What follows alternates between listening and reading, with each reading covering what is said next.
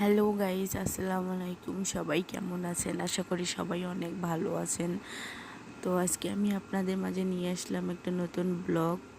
দেখতেই পাচ্ছেন আজকে আমাদের বাসায় অনেক গেস্ট এসেছে। তাদের জন্য আমি রান্না করব।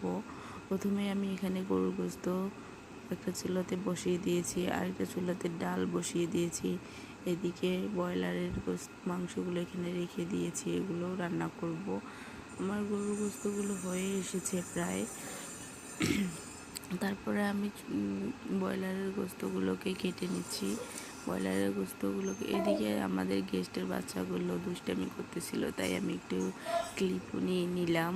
এদিকে আমার ভাতটাও দেখলাম যে হয়ে এসেছে।